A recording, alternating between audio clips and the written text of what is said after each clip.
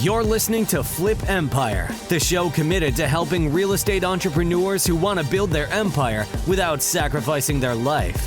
Your success and freedom starts now with your host, Alex Pardo.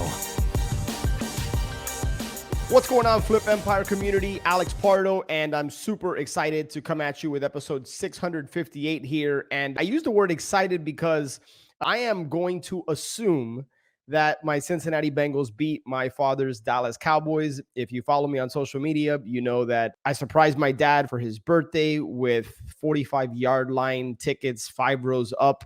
He had always wanted to go to AT&T Stadium to watch his Cowboys, and I thought it was a great opportunity for us to spend some quality time together and experience that. So I am hoping, I'm recording this on Friday, just a couple of days before they play, and it is being released on Monday, a day after the game. So I am hoping that my Bengals won. Otherwise, I'm going to hear just a lot of smack talk from my dad, and I'd rather not do that. I'd rather give it to him in reverse. So with that being said, maybe reach out to me on social if they won. If they didn't win, don't mention the game. So with that said, I want to also share with you that if you haven't heard the previous episode, then it is important that you know that this is the first week since I launched the show back in June of 2016. It's the first week in 6+ years where there will only be one podcast episode per week moving forward. In other words, please do not expect a show to be published and released on Thursday, as you have been accustomed to for all these years. Listen to that show. I get into, so listen to episode 657. I get into why I made that change and why I honestly, truly, genuinely believe it is for the better, not just for myself, but for, most importantly, for you, for the listener, for the audience. So please do not expect a show. Nothing happened to me. I didn't fall off the face of the earth. Expect me back 1 week from today if you're listening to this on Monday. So every Monday morning, expect a show to come out. And that's that. So there's a few things I want to touch on today's podcast episode. Earlier in the week, we had our Ascend monthly mastermind call, and I've had several calls with investors across the country. Steve and I were talking, and one of the things that we are finding that some people are challenged with is getting property sold. I'm not just talking about wholesalers, but I'm also talking about fix and flip investors. So I want to talk to you about that. And then I also want to spend just a few minutes. This podcast episode isn't necessarily going to be the ins and outs of creative finance, but I do want to just touch on that for a minute or two. And I want to, more than anything, plant the seed with you, leave you with that. And then I think in the future, we're going to have an expert or two that I think you're going to be excited about come on the show and talk about that. So with that being said, if you're listening to this, chances are you are a real estate investor. That might be on the wholesale side, on the fix and flip side. Maybe you also own some commercial properties. There are some things that I want you to be aware of moving forward, as depending on where you are in the country, there's already a shift happening in the market. Obviously, we know rates have risen significantly in the last several months. They may likely continue to increase. It is so important, guys. It is so important that you are buying deeper. Okay, you're getting better on the front end when it comes to lead generation, when it comes to negotiations, when it comes to deal structure. It is critical that you get better on that so that you're giving yourself more margin, you're giving yourself more breathing room, and you are ahead of the curve. I know quite a few people that are now stuck with houses, and they've gone through 3, in some cases 4 price reductions. And I think part of the reason is, to a certain degree, they kind of just got caught. They may or may not have been keeping an eye on inventory, days on market, following up with agents. Are pending sales actually closing? How long have, how many price reductions had to happen before something went pending? So I would much rather you guys, if you're a fix and flip investor and you're buying properties, a couple things. Number one, make sure that you have multiple exit strategies. Right? Again, it's critical that you buy a little bit deeper, give yourself more breathing room, create more margin around the edges.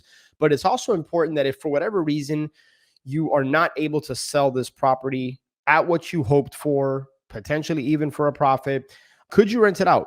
Could you Airbnb? Could you refi out of potentially hard money? right? Do you have a backup plan for your private lender if you use the private lender? So could you just rent it out flat out, right? So what are the different options? Could you sell it for at least what you were into it for? Now, obviously, we don't get involved in projects to not make money. That's ludicrous, right? This is a business. You need to make money. But if you're currently in a position in which you find yourself going price reduction after price reduction, I would ask you to consider ripping the Band-Aid off, depending on the situation, obviously, versus just death by 1,000 cuts, right? Small $5,000, $10,000 price reductions. And then 2, 3 months later go by, maybe interest rates have risen once again, and you continue to just now have the carrying cost and have a potentially, the market's affecting the value of the asset. So if you are now moving forward, just create a little bit of extra breathing room. And that could not just be on price, but remember, don't just look at real estate and evaluate based on price. But if I can pay top dollar, I can pay more than top dollar, but can I get great terms? In fact, the storage facility that we are under contract and we should be purchasing here in the next couple of weeks was exactly that. Based great seller, super nice guy based on his situation.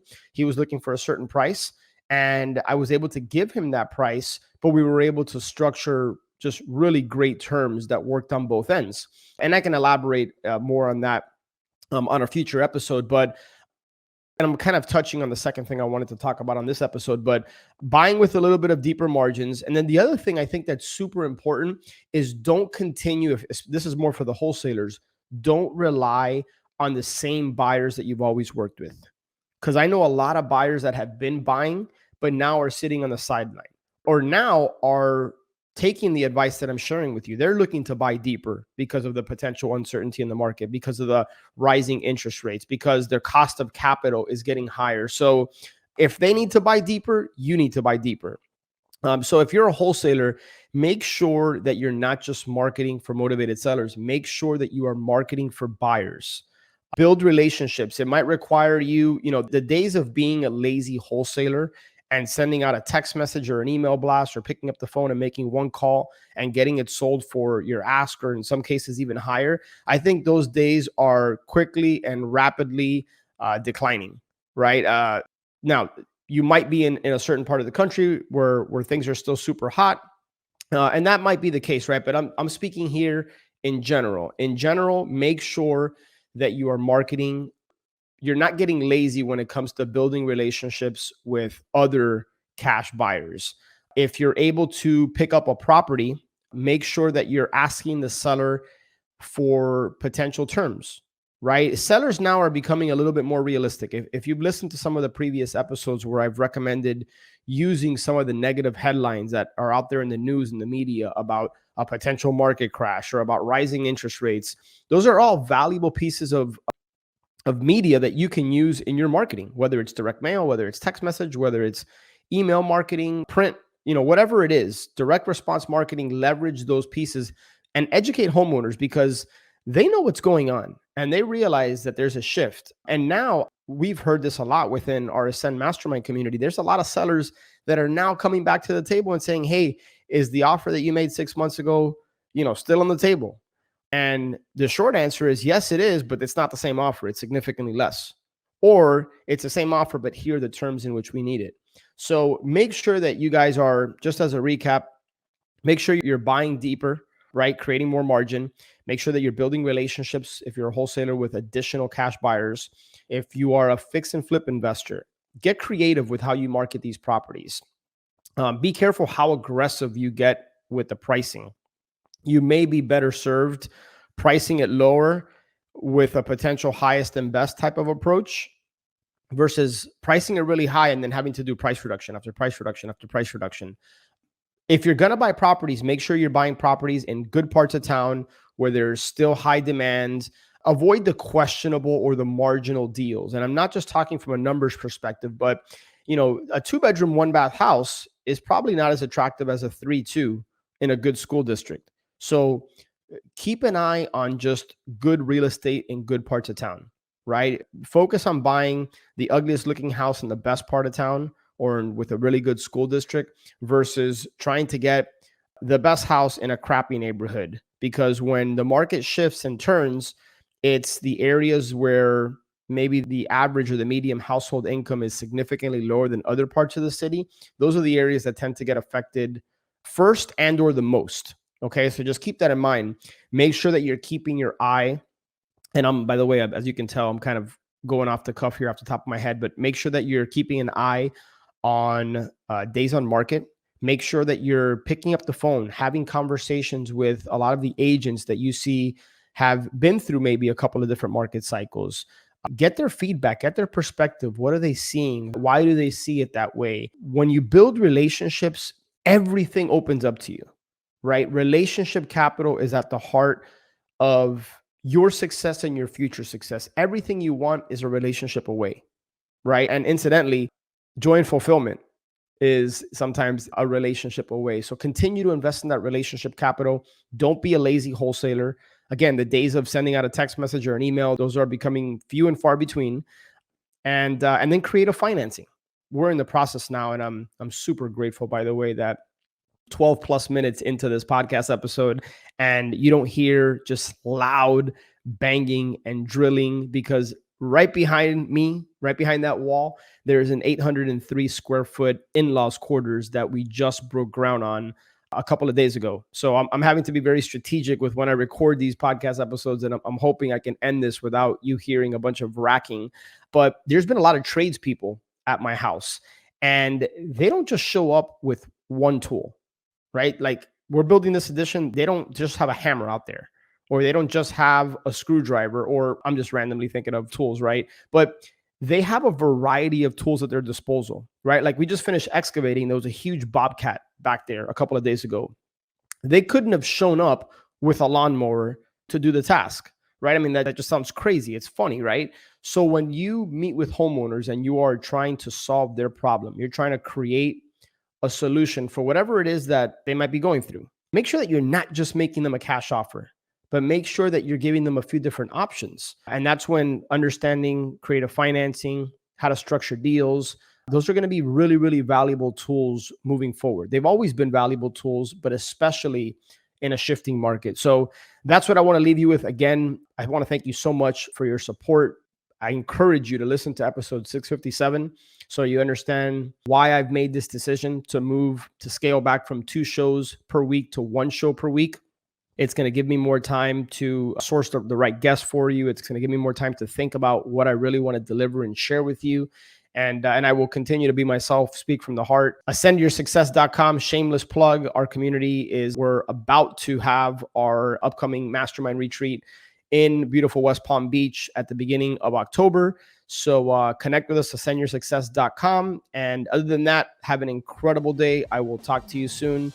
Go be your best.